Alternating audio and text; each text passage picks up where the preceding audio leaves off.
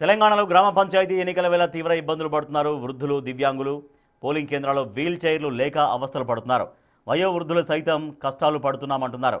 Polling కేంద్రాల్లో ప్రత్యేక ఏర్పాట్లు కూడా ఎక్కడా కనిపించడం లేదు.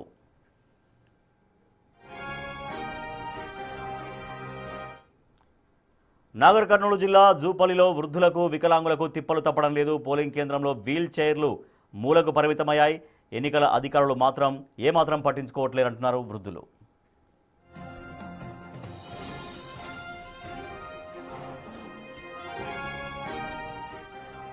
మహేశ్వరం మండలంలో గ్రామ పంచాయతీ ఎన్నికలు కొనసాగుతున్నాయి. వీల్ చైర్లు లేక వృద్ధులు అవస్థలు పడుతున్నారు.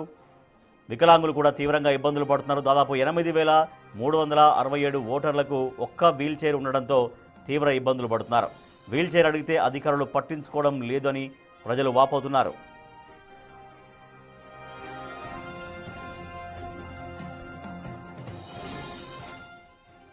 మూడో విడత ఎన్నికల పోలింగ్లో ఓటర్లు పలుచోట్ల వసతులు లేక ఇబ్బందులు పడుతున్నారు. జనగామ, ములుగు జిల్లాల్లోని పోలింగ్ కేంద్రాల్లో వీల్ చైర్లు లేక వృద్ధులు అవస్థలు పడుతున్నారు.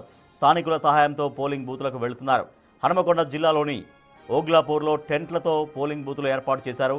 టెంట్ల కింద ఓటింగ్ నిర్వహిస్తుండటంతో జిల్లా ఎన్నికల అధికారులపై ఓటర్లు మండిపడుతున్నారు.